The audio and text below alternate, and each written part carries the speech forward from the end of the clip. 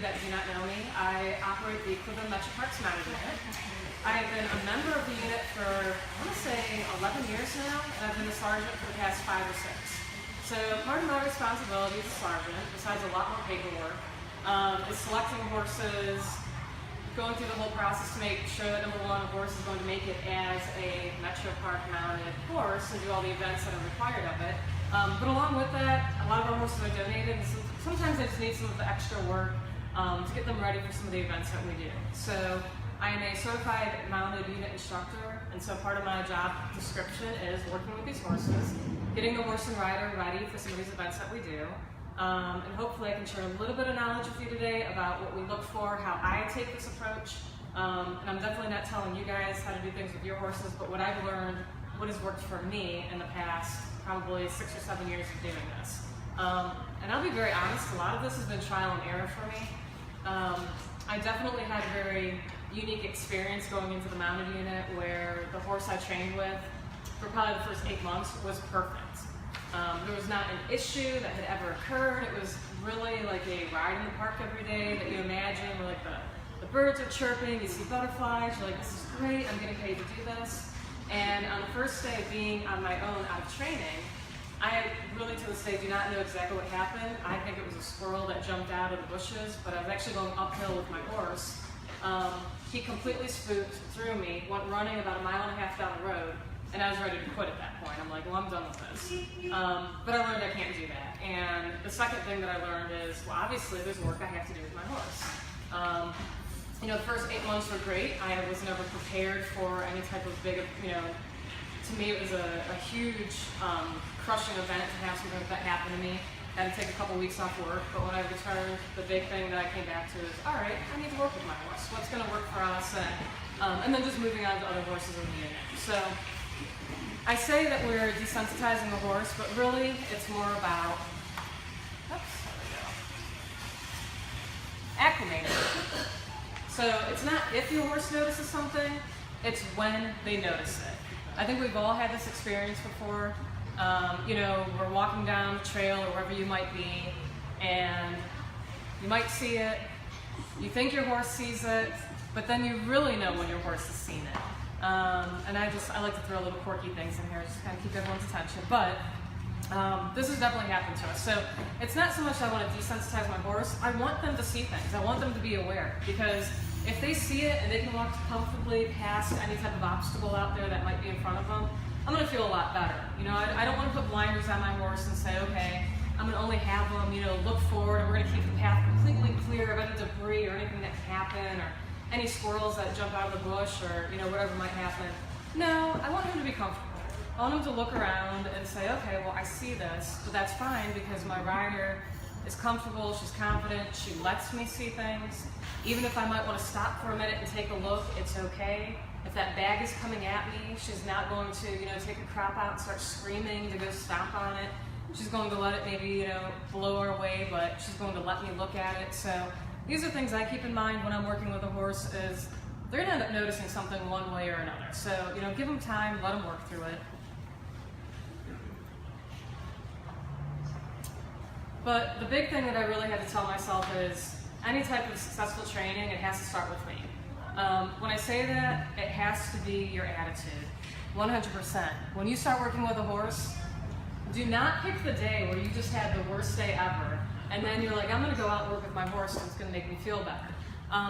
Only do that if you really feel like mentally you're going to go in there. And if I'm in your guys' way, let me know, because I know I'm kind of. You have to be positive about it. So you need to be able to go in there and say, all right, I'm having a good day, my horse is going to have a good day, I absolutely can do this. Whatever I'm going to, you know, have in my plan for today, we're going to work through it, we're going to keep it positive, but you have to. And even if things start, you know, going the way that you don't want it to be, you still need to be extremely positive. When I started out saying that a lot of this was trial and error, I was on the opposite end. So for me, I would go in, if something started falling apart, I'd get frazzled immediately. I mean, I would fry myself out. Well, that really didn't work for the horse. Especially, I work with a saddlebred, very high strung. We would go in there, and I mean, I would be more sweaty than this horse would be at the end of the lesson, just because I was so upset. I took it in a very emotional manner. And I wasn't going in there saying, all right, I'm going to work with him. I'm going to make this very positive no matter what happens. Even if it's the worst lesson I have with my horse, I still need to find a way to make it a positive one for him. So your approach is key. Anytime I work with a horse, the very first thing I will tell anybody, and I keep this true to myself right now, I have to have a plan. I need to know, number one, what is my goal for today? When I go in there and work with that horse, what is my plan? If I just walk in there and grab him and say, well, I don't know what we're going to do today, and just start throwing things out at him and different obstacles, it's not really going to, do much for me. But if I say, okay, my plan is, my horse hates tarps. So I'm going to put a tarp out, and all we're going to do today is just walk around it. That's it. Need a backup plan though. If I start entering the arena, my horse sees this tarp and decides I'm not going in, well, I'm going to have to come up with something because we still need to make this a positive training experience. And, the biggest key for me is always have multiple plans. So maybe we're not going to go in and necessarily walk around the tarp, but maybe we'll make it in the arena. Maybe we'll even go through a different door and I'll just lunge him, but that tarp is still somewhere in that arena and he still have his eye onto it. And maybe for that day, that's all we do. And I was actually just telling someone earlier today, for me that might be huge. I have a horse, we had a terrible incident. We had a mattress out in the middle of the arena, which I do not use anymore. Our horses have shoes. He stepped on the mattress, the shoe caught the mattress, and he ended up dragging the mattress halfway around the arena. This was very detrimental to us. This set us back, and I'm not even kidding, by probably years of getting him to step on something. So when I literally say that I'm going to put a tarp on the floor and all I want him to do is walk around it and then have a backup plan that maybe he just sees it and realizes it doesn't, it's not going to hurt him. To me, I really have to make sure that I have different plans. So number one, we're still learning and he's still learning something's not going to hurt him. And we make it positive, but I have to start out slow and just make sure that I still ultimately am going to reach my goal at the end of our lesson. So with that being said, Rome was not built in a day, but they were laying bricks every hour. We really need a nice, strong, positive foundation for my horse. So that's why everything we do, it can sound really simple and basic, but it's all that foundation. So again, just going back to the tarp, the mattress, whatever my ground obstacle is, whatever I'm having a hard time with my horse, I'm going to pick the simplest goal that I absolutely know I can accomplish for that day. And then have, again, plans in case maybe we need to adjust it. But that foundation has to be key. I can't just take my horse, run him into something, expect him to be okay with it when we haven't even worked on the basic foundation of him trusting me. That is key. So I always tell any rider that starts working with a horse, literally it's going to be a year or two before that horse really trusts you. But that's the perfect time to start working with that basic foundation of your horse.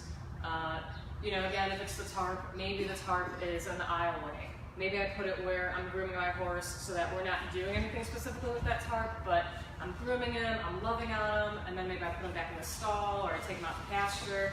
But I'm just starting that foundation with him that at some point, okay, our goal is going to be to walk over the tarp. But in the meantime, I just want you to trust me, work with me, see that no matter what, I am not here to hurt you or put you into any type of harm's way.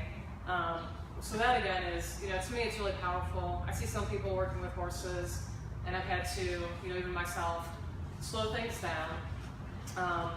Make sure that we all realize that the horse has a mind of its own completely, and then if we want to break it down even more, it has the left and right side of the brain that you have to work with. So making sure that you have a nice strong foundation with whatever you do is going to be 100% key. So the way that you use time is absolutely essential. Have a reasonable goal, give yourself time, and give your horse enough time. So you might think, all right, I want my horse to, walk through flares.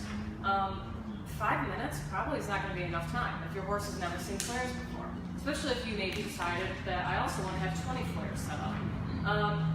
Maybe my goal for the day is I take 2 flares and I have them lit, and I just want my horse to walk around it. And I'm going to tell myself, this lesson might take 30 minutes, it might take an hour, but I need to plan for that. So I'm not going to tell myself that I'm limited and that I only have 10 minutes to work with my horse, throw him into a situation that he doesn't know, and then expect him to learn anything from me. It just simply is not going to work. So you know, anytime that we're working on acclimating our horses and really trying to desensitize them, you have to have the time to work with your horse.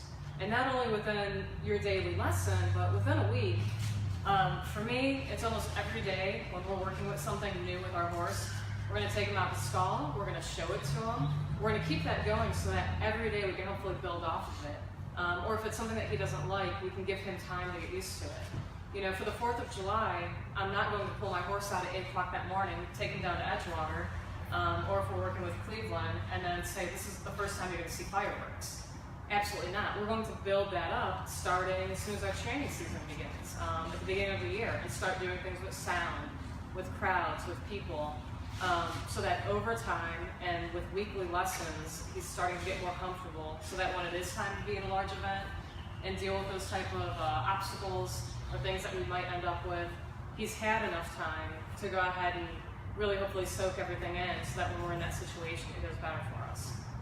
But you always need a goal. Sometimes when you go into things blindly and you don't have a goal, you really don't know when to stop. So there was a horse that we had actually just gotten recently, and it was actually flare work that we were doing. And we had taken probably a total of 10 flares up there, and we were going to start with 2, and then 4, 6, 8, until we got to 10.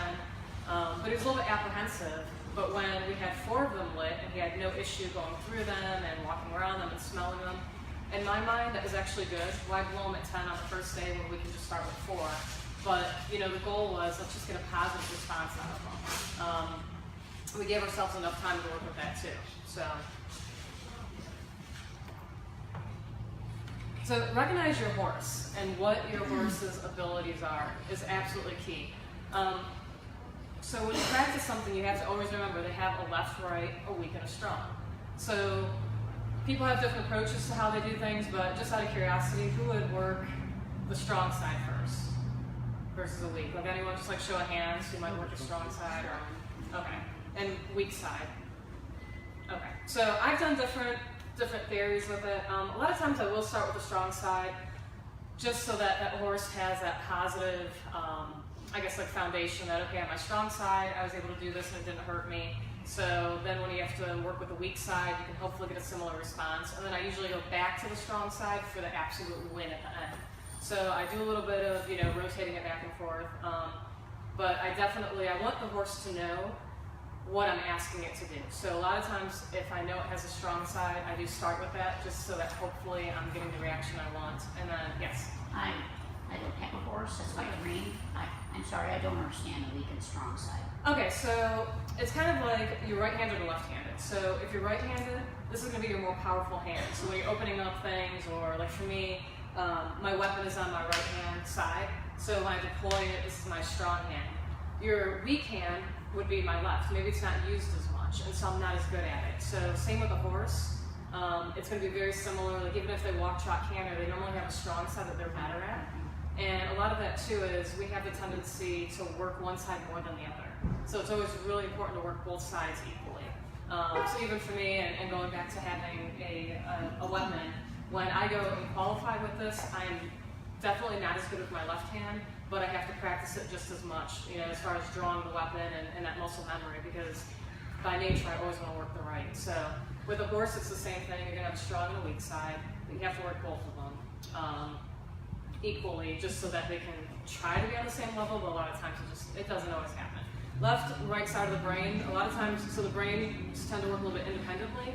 So if I was walking my horse around something, like this table for example, we're just walking around, everything that he sees on the right, once he's comfortable with, you would be surprised that when you change to the left side, it's like you just started all over again. That took a while for me to learn, and I was not okay with this. I was like, we were just fine with it, and then we switched direction. So just like that left, right, weak, strong, you want to do everything on both sides all the time. So you don't want to, you know, ever just get used to doing something from one side. And I'd even say, as far as like for us personally, a lot of people mount from one side. We do it on both sides just because I want to have a strong left and right, and I want my horse to be okay that no matter what side I'm coming at it, you know, I don't suddenly want to put a mounting block on the side it's not used to, and then he completely freaks out. Because who knows like what situation I'm in and how I have to mount from. So we always try to do everything both ways. So if that makes sense. positive learning environment and rewards. So I'm not huge on giving horses treats. That's generally not what we do, only because we don't want to get in the habit of feeding them by hand, or when they're in the public that they're looking for people that have treats all the time. I learned that they will kind of nibble on people when they're not expecting it, and then those little children, those little delicate hands, get little red marks on them because the horse is looking for something. So we don't, but the learning environment for a horse has to be absolutely positive. So again, if I'm working with any type of horse and I'm working on acclimating him to something, even the way I talk to my horse changes. And it sounds ridiculous, but we actually talk to our horses like they're little babies now. We go out there, oh, you're so good, you're doing a great job. I mean, but it also calms me down. If I'm out there talking to my horse like it's my little cat at home, I'm a little bit more relaxed because I'm talking. So I'm taking, breaths in, learning how to, just relate to my horse. But horses also know, and they definitely sense us. So that's huge. I don't know. For those that have horses, if you get on them and you're already tense, that horse generally is going to know. They're going to be like, wait a minute, why is my rider nervous? What are they about to take me into? So in that learning environment, we want to make it really positive for our horses. We're not beating horses, we're not doing anything like that, but we're really just trying to give them a lot of pets, really talk to them. Tell them, you guys are doing great. You walked over your tarp, you're going to get a huge pet, or maybe I'll brush you a little bit or scratch you on your withers, whatever makes you happy, whatever's like your little sweet spot. And then when they go back in their stall, they'll get a reward for their good behavior. Back to basics is huge, and that is something we really had to learn. So the horse that stepped on the mattress and dragged it all the way across the arena. So prior to that, he had no issue with ground obstacles. I mean, you can walk over anything. It was not a big deal at all. But the minute he took that mattress, and that mattress literally became a monster because it chased him around the arena.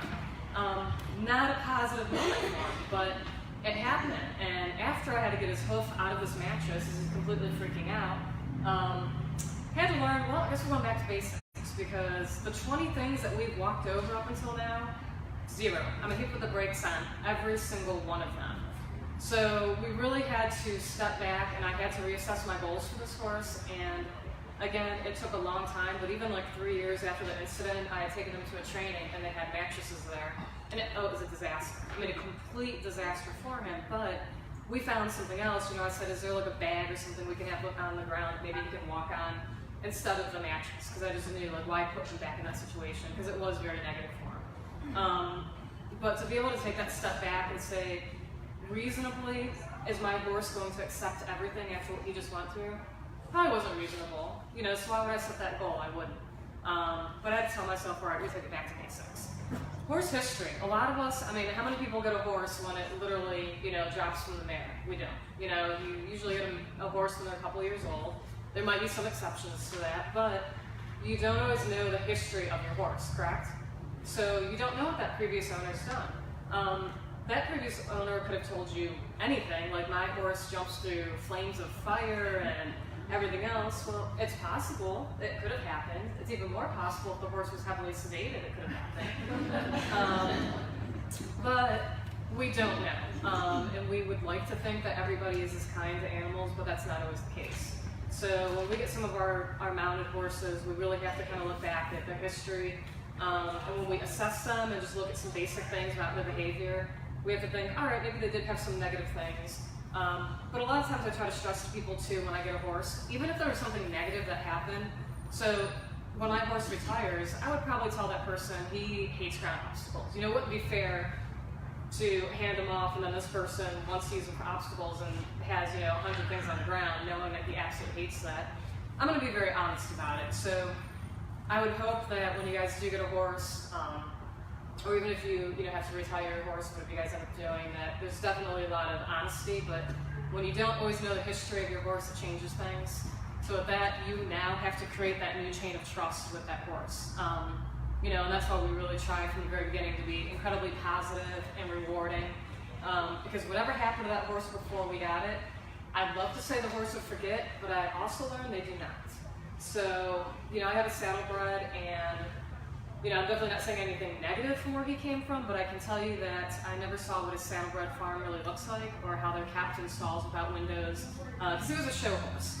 So having to now take him to a place where all of a sudden he's going to get turned out, and he's got 2 windows and a beautiful pond to look at.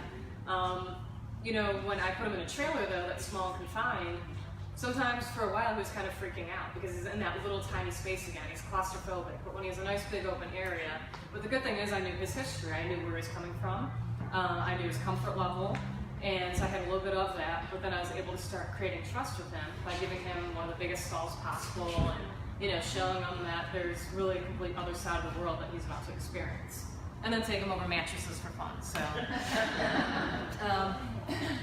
So really when we're talking about specifically working with the horse, we really say, we're slicing the pie. So I love to kind of say this because honestly, and there's always an exception, but a normal person would not go running full force into a burning house. So why do we expect our horses to do that with an obstacle?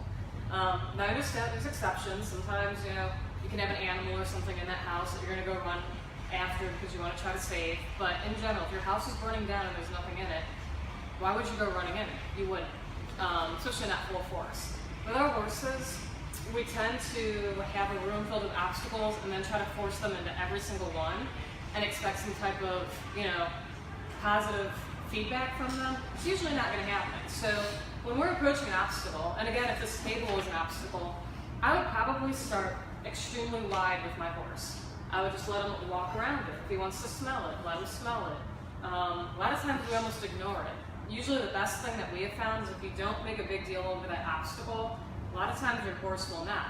But if you're on that horse, you're nervous, and then you're staring and you're eyeing up this table the entire time, and the horse is feeling your body watching that table, at some point that horse is going to start thinking, well, she's staring at it. Why is she staring at this table? If I'm just taking my horse and I'm just walking around slowly, letting him, see, smell, and then, we take a little piece of the pie, we slowly start cutting in, change direction, do different little things. When your horse starts accepting the table, when he starts licking and he takes a deep breath, maybe walk him away, then take him back up to it. But everything for us is just very, very basic, simple, but starting slow. And this is why it's important to give yourself time too. Because if you have a nice big pie and you have a lot that you have to work with, you're going to need plenty of time to get through it with your horse. And again, back to basics is okay. So if you need to reset, just know when you need to do it or when maybe you need to just stop so you can end on a good note. You will not win. You absolutely will not. So I've been in that situation. You honestly probably could take my horse and I and put us in this slide, and I have discovered it doesn't do anything. All it does is set me back even more. So you cannot force your horse, and we see this sometimes. I don't know if anyone's ever had maybe a trailering incident. Their horse doesn't want to get in a trailer, but how many times are we grabbing the lead rope, we're trying to yank them in? I don't know why. I mean, the horse is 13, 14, 1,500 pounds, yet we're thinking that our 150 body frame is actually going to get them into that trailer. Not going to happen. So it's not going to happen either when we're working with obstacles. You can fight with your horse all day long. You can try to pull him and lead him, but chances are you're going to get hurt because at some point your horse is going to have enough. So you can't force them, but what you can do is persuade them. You have to have patience.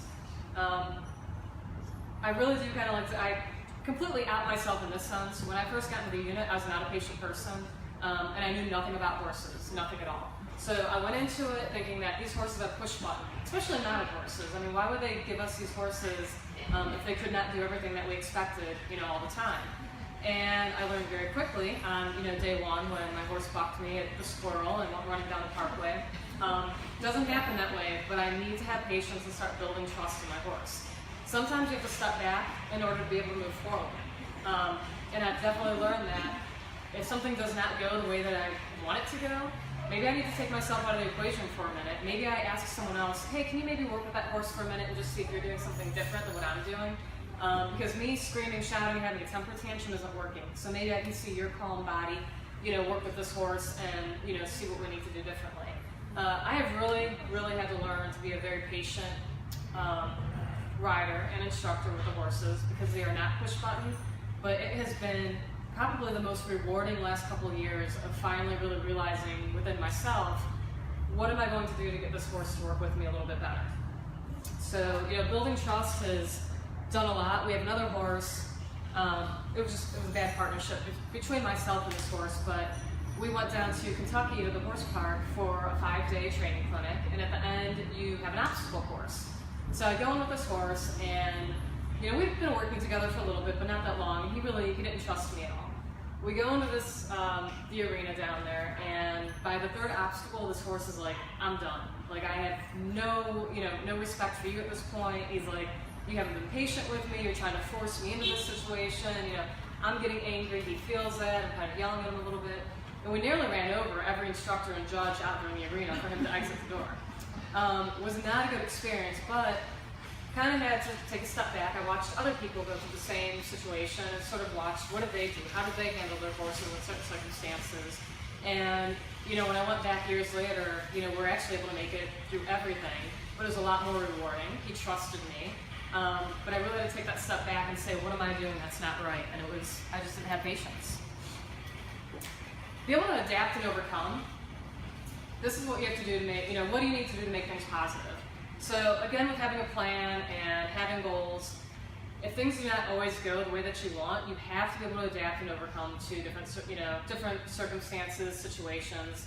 So even with our horses, they're not bomb-proof. And when we're working with them on things, it does not always go the way that we want, but we figure out how we're going to adapt and overcome so that our horse has a positive experience out of this. So, for example, maybe, I don't know, again, maybe with the tarp, this is something that my horse is completely freaked out about, but yet he'll let me maybe take a bag and just rub it on both sides of his neck and he can smell it. It's not walking on a tarp, but it's still something that we're able to do for that day to make a positive lesson and then hopefully just build on that. Definitely know when to stop.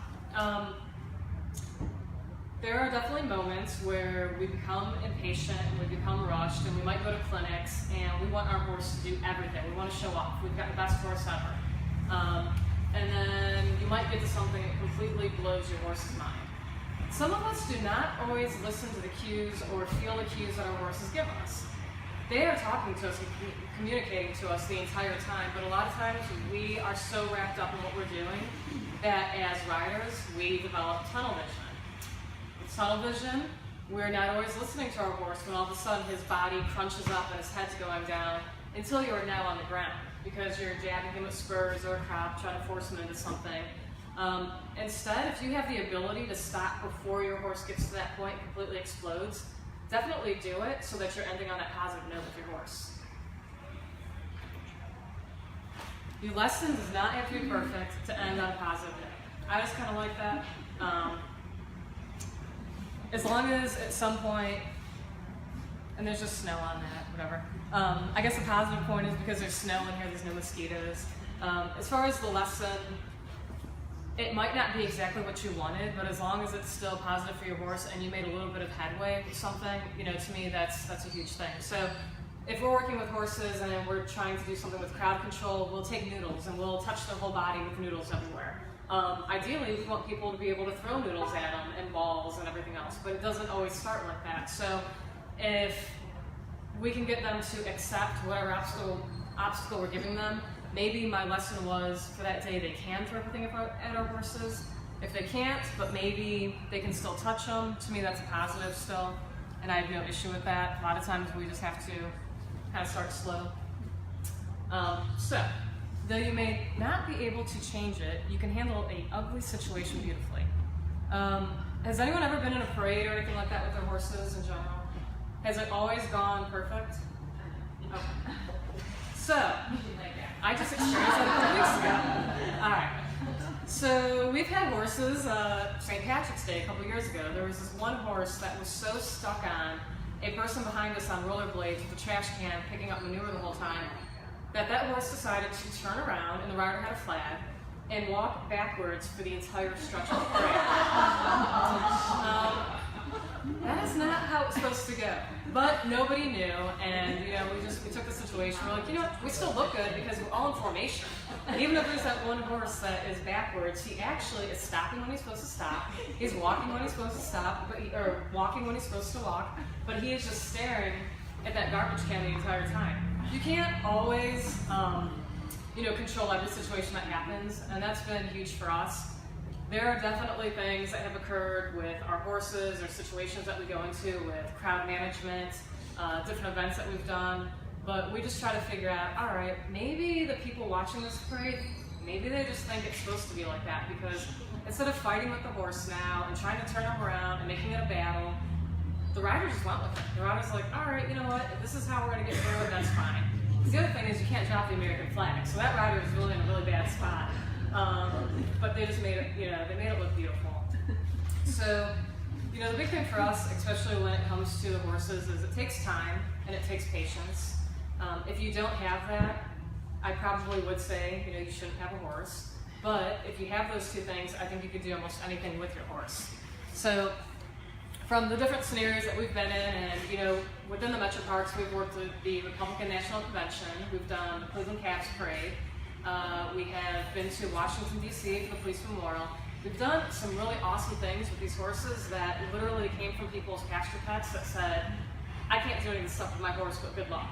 And we've taken these horses, and then I send the owners pictures like, hey, look at where your horse was. Or, he's at Edgewater Live with 15,000 people, or he's at the zoo. Working a detail there, which can definitely be difficult when the little animals look like they want to eat them. But we've been able to accomplish a lot because we've really instilled with all of our riders to have patience and take time, set goals, and just be extremely reasonable with your horses. So overall, does anyone have questions, comments, anything? I have a brief little slideshow that's play for you guys. How many horses do you have? Generally, we're supposed to have 10. Right now we have 8. So we have one that's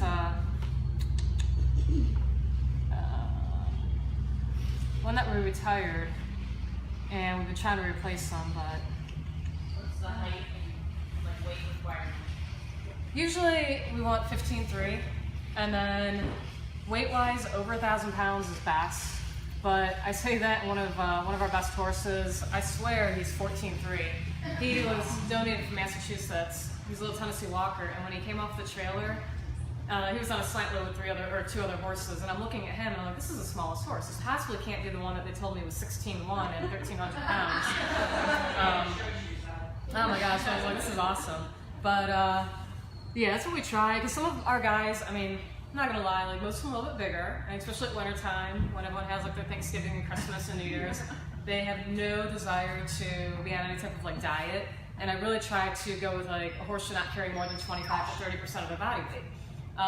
So just our tack equipment, when I'm fully geared up with a vest and everything else, saddlebags, which is my office for the day, on average I'm probably 40 pounds more than what I normally wear, or what I normally weigh. So, for the guys as well. So we try to have a horse that's at least 1,300 pounds. They do not ride the little 14.1 or 3-hand horse that we have. Oops. Will this open? All the horses personally owned. No, they're actually all owned by the Metroparks. Do they get training every day, 7 days a week? Or? I'm gonna say every other day to be fair. In the summer, because they're out more. Yeah. It's like I don't have a video for you guys. I'm sorry. I might not. Yeah, I'd like to say probably every other day they get some type of training. So like in the winter time, which is more of our off season, even though we are out on patrol, our horses generally are still either in the arena getting some form of training. And then even for myself, like when we go out in the summertime, I've made it a practice wherever I end up at, within like the first hour of being on patrol, I try to find one thing that is going to be like my obstacle for the day and just try to work through it with my horse. A lot of it doesn't really matter about the obstacle, it's more about the trust. So anyone that's been to any of our training clinics, we put some silly stuff up there. And there are things that you ideally would not see out and about, but the whole point is, who cares whether you see it or not? Does your horse actually trust you to know that whether he will ever encounter something like this again or not, will he do it just because you're telling him it's okay to do it? Yes. You said it's your training, you do training clinics where people can bring their horses or watch you guys work? Or? So yes, both. We've actually done, I think this year it was our second one that we've done at our stable, but we did a training clinic for the public where they actually brought their horses to our barn. We limited it. We did 20 horses, and we basically kind of just showed them more of a parade ready, how we get our horses ready with different obstacles and music and things like that, and then had an obstacle course at the end. With the Ohio Horse Council, usually in October, we go to the polo fields and we put on a training clinic for them there with obstacles. So we've been trying to do a little bit more, but it just kind of depends, only because our main training season really is November through April, so we try to squish everything in for both the public and us. And then our patrol season basically starts like in May, as far as being out every single day unless time at the barn. So, and then for the horses though, we try to do a group training with all unit members once a week, and then the officers get time during the week too to work with the horses on things. But even if something, I mean, like for grooming our horses, we use a leaf blower. We blow them off with a leaf blower. Like some people use vacuums, but I mean, I'm telling you, when you do something every day, it's amazing. Now you can take the leaf blower and you can like blow it in its face. Those little lips are going everywhere. But the first time, maybe your horse actually ran away from you because they didn't know what you were doing with that. But it's just kind of cool, especially with me being there and seeing these horses every day, kind of just monitoring how they react to things. But you can also tell a huge difference in horses that are not worked. So when a rider goes on vacation, you know, maybe he's gone for a couple weeks and just other things are happening. If that horse is not getting used for a month and then you throw him back into an obstacle or take him back out on patrol, I mean, usually that first week can be a little bit rough for that person. So I'm glad that that's not my horse today. But yeah, so as much as we possibly can work with them, we do. You know, it's not always perfect, not a perfect schedule, but yeah. My horse right now is injured. He's a saddlebred, so it's going to be a lot of fun bringing him back onto patrol duty because he was on stall rest for almost a month. And if anyone's familiar with saddlebreds, it's not really fun to have a horse on stall rest and then try to bring him out, especially now. His horses are going out and getting green grass, and he's just staring at them, so it's been a little bit difficult. But he's going to be my little project to get him ready again. But even with that being said, and I was talking to someone else, so even if you have a horse that's injured or something, and people are like, oh, I can't train with my horse, or I can't do anything. That's different, because this little horse is afraid of almost everything. I'm like, how do I make it positive, and without him getting hurt again, how do I still work with him?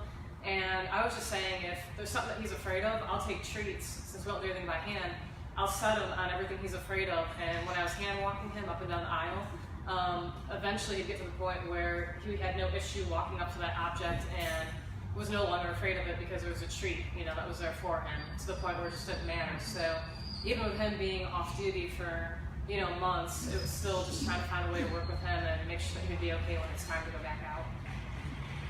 Yes? So, I had a situation where we went to ride the beach bench and my horse was like having nothing when going into the water. And of course I had riding boots on, and my initial thought was, when I try to train new things with my horse, I try and do lap into the ground first, and then I get on. And my initial idea was, oh, I should jump off and try to lead him into the water, but I didn't want to do so it was kind of cool then. So what are your thoughts on introducing something new on the ground versus mounted, or do you kind of do it interchangeably? Do you have a preference of one over the other? So we interchange, and this is why. So when I first started, we never did anything from the ground. It was always from horseback, because ideally when we're on patrol, we're doing everything from horseback. And for like a safety, I guess, aspect, we really try not to dismount if we don't have to. But I have found that there's been a lot more success doing things from the ground. So if I'm in my arena setting, I absolutely do actually go in there. I'll usually lunge them.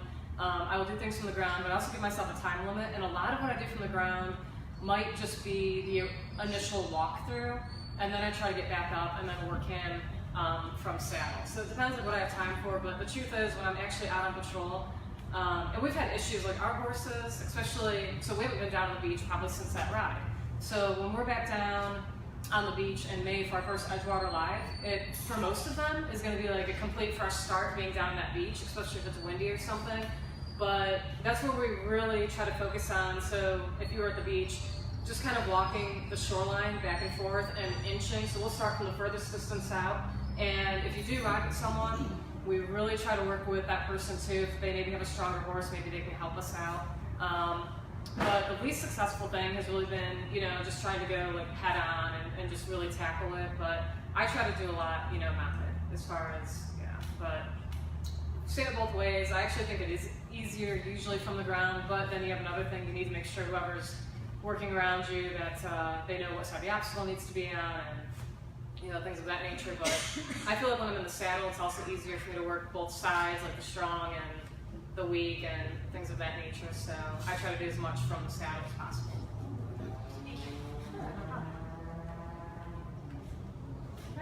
Good. All right, well, I hope I didn't bore you guys too much.